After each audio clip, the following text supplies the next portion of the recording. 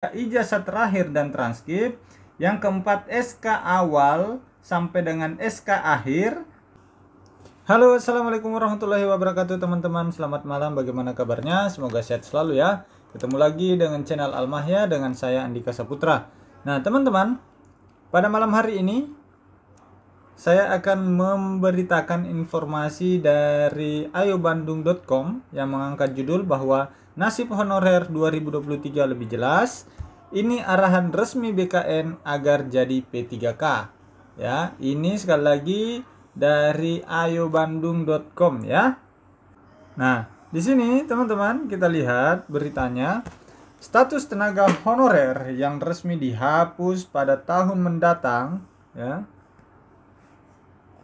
membuat banyak yang mempertanyakan bagaimana nasib honorer 2023 dan cara agar bisa jadi P3K. Simak selengkapnya di sini. Pelaksana tugas pendayagunaan aparatur negara dan reformasi birokrasi, Bapak Mahfud MD, sudah meminta Badan Kepegawaian Negara agar mempersiapkan sistem pendataan honorer. Ya, ini sementara dilakukan di beberapa daerah, sudah jalan sepertinya ya teman-teman. Hal tersebut dituangkan dalam surat edaran nomor B sekian-sekian tertanggal 22 Juli. Dalam surat edaran tersebut meminta agar BKN melakukan pemetaan pegawai non-ASN yang ada di seluruh instansi. Ya. Lebih lanjut, surat edaran itu sendiri memuat dua lampiran. Pertama, tentang daftar nama tenaga non-ASN di lingkungan instansi pemerintah, sementara yang kedua adalah tentang riwayat kontrak kerja tenaga non-ASN dan ex honorer K2. Diketahui bagi honorer yang memenuhi semua persyaratan, maka akan diikut sertakan atau diberikan kesempatan dalam mengikuti seleksi calon pegawai negeri sipil maupun pegawai pemerintah dengan perjanjian kerja ya. Bukan diangkat langsung ya teman-teman. Di sini cuman ada beberapa yang kemarin yang bisa diangkat langsung tanpa melalui proses tes itu 6 kategori ya, yaitu dari guru terdiri atas pendaftar prioritas 1, prioritas 2 dan prioritas 3 dan lain-lain. Nah, teman-teman simak videonya saja di sebelum video ini ya. Itu saya sudah jelaskan. Nah, teman-teman, tentu otomatis di sini dijelaskan bahwa akan ada proses seleksi. Maka teman-teman harus mempersiapkan diri ya, banyak latihan soal. Setiap hari Sabtu Minggu channel ini selalu membahas tentang soal baik itu kompetensi teknis, manajerial, sosial, kultural dan wawancara. Ya, silakan teman-teman klik playlist kalau teman-teman ingin melihat daftar soal-soal yang telah kami update, di mana soal-soalnya adalah soal terbaru. Ya, teman-teman. Kalau teman-teman mau memiliki buku ini, silakan klik link yang ada di bawah. Ya, buku ini berisi soal-soal lengkap yang terbaru dan terupdate. Ya, lanjut. Ya, surat ini sendiri memuat dua lampiran. Pertama, ini sudah ya tadi ya. Kita bahas lagi, kita bacakan lagi ini ya. Bagi honorer yang memenuhi semua persyaratan maka akan diikut sertakan atau diberikan kesempatan untuk mengikuti seleksi pegawai negeri sipil maupun pegawai pemerintah dengan perjanjian kerja. Ini tadi ya. Pendataan tersebut dilakukan untuk mendorong setiap instansi pemerintah melakukan penataan pegawai non-ASN yang berada dan telah diangkat di lingkungan instansi masing-masing guna mewujudkan kejelasan status, karir, dan kesejahteraan. Ya, jadi niatnya memang baik ya. Semoga memang hasilnya juga baik. Ya, seperti itu. Yang kedua, surat ini sendiri ditujukan bagi pejabat pembina kepegawaian, instansi pusat dan daerah dan diberikan batas waktu hingga 30 September 2022. Ya, artinya ini kalau ada instansi atau daerah yang tidak menyetorkan nama-nama atau menyetorkan daftar honorernya maka dianggap tidak memiliki honorer ya, seperti itu. Berikut adalah kriteria agar honorer jadi P3K 2022 dan 2023. Ini sepertinya beritanya diulang-ulang saja nih dengan judul yang berbeda dari website berita ini ya. Kita lihat ya di sini. Oh, ini ada tambahan teman-teman. Lumayan. Yang pertama, minimal berusia 20 tahun dan berwarga negara Indonesia. Yang kedua, tidak memiliki rekam jejak terkait kasus pidana, penjara, atau kriminalitas. Yang ketiga, tidak pernah diberhentikan secara tidak hormat sebagai CPNS, PNS, TNI, atau Polri, atau sebagai pegawai swasta. Ya, diberhentikan secara tidak hormat ya. Tidak menjadi anggota atau pengurus partai politik atau terlibat politik praktis. Ya, ini sama saja dengan pendaftar CPNS di tahun lalu ya. Seperti itu. Yang kelima, memiliki kualifikasi pendidikan sesuai dengan persyaratan jabatan. Ini dia yang repot ya. Kualifikasi pendidikan sesuai dengan persyaratan jabatan. Nah, kalau saya diberi kesempatan untuk bisa bertanya langsung ke pejabat yang berwenang menangani P3K ini, saya ingin bertanya satu. Posisi P3K, kalau berdasarkan aturan yang terakhir muncul di tahun 2022, tidak semua posisi bisa diisi oleh P3K. Kalau tidak salah cuma ada 191 atau sekian posisi yang bisa diduduki oleh P3K, dan kualifikasi saya lihat itu rata-rata kalau mengacu pada tahun 2021 itu rata-rata minimal S1 ya.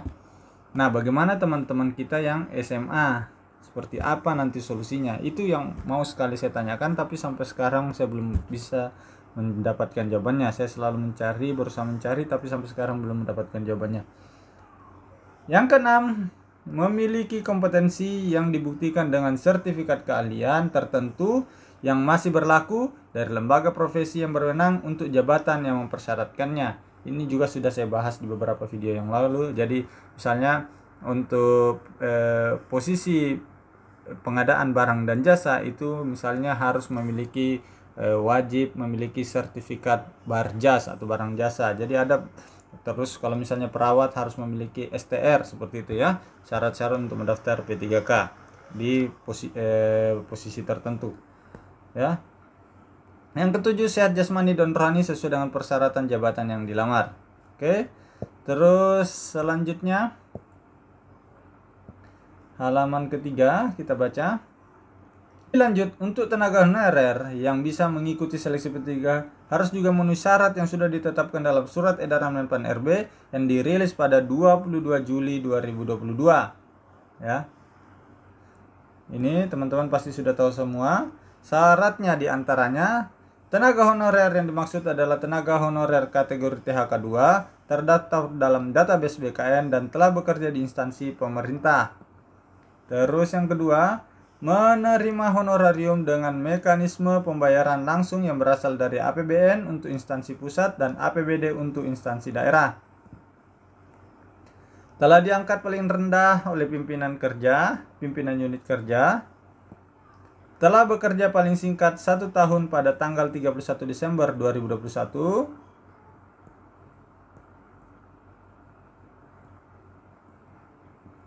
Tenaga honorer berusia minimal 20 tahun dan maksimal 56 tahun pada tanggal 31 Desember 2021. Nah, itu saja ternyata beritanya. Ternyata beritanya sama seperti dengan berita-berita yang sudah diberitakan sebelumnya ya. Cuman ditambahin juga dengan informasi syarat umum saat mendaftar P3K ya yang di depan tadi. Nah, untuk itu teman-teman saya sampaikan lagi ya. Sekedar informasi, di tempat saya bekerja ya, tempat saya bertugas sebagai ASN, sekarang juga sedang gencar-gencarnya teman-teman kita tenaga honorer mengumpulkan data-datanya. Nah, saya punya data yang bisa teman-teman persiapkan kalau memang belum mendapatkan informasi dari pejabat yang berwenang menyampaikan dokumen apa saja yang dibutuhkan, maka teman-teman bisa mempersiapkan dokumen-dokumen berikut ya. Pasti yang diupload seragam seluruh Indonesia. Jadi teman-teman silakan persiapkan, pertama EKTP, yang kedua kartu keluarga, yang ketiga ijazah terakhir dan transkrip, yang keempat SK awal sampai dengan SK akhir ya, yang kelima SPM, yang keenam SP2D, dan yang ketujuh lampiran daftar honor. Ini yang sementara dipersiapkan teman-teman saya teman-teman honorer di instansi saya, ya. Saya yakin ini juga pasti akan mirip-mirip di seluruh instansi seluruh Indonesia, karena proses penginputan data itu nanti melalui aplikasi BKN. Tentunya nanti juga akan dokumen yang diunggah itu pasti akan sama. Untuk sementara yang saya dapatkan dari teman-teman seperti ini, ya. Dipersiapkan dari sekarang, jangan sampai nanti mendesak baru kesulitan mencari di detik-detik terakhir, ya teman-teman. Kalau ada teman-teman yang mengetahui dokumen apa lagi kalau di instansi atau di tempat lain, silakan tulis di kolom komentar, ya, biar kita saling sharing, saling berbagi, supaya teman-teman kita semua bisa mendapatkan jalan yang lebih mudah supaya bisa lulus ke P3K maupun CPNS. Saya doakan semua teman-teman kita nanti yang berusaha mendaftar P3K, ya, melalui jalur honorer ini bisa diterima menjadi ASN, baik itu di 2022 maupun di 2023 nanti. Amin. Jangan lupa like, komen, dan subscribe channel ini sekarang juga. Sekian, Assalamualaikum warahmatullahi wabarakatuh.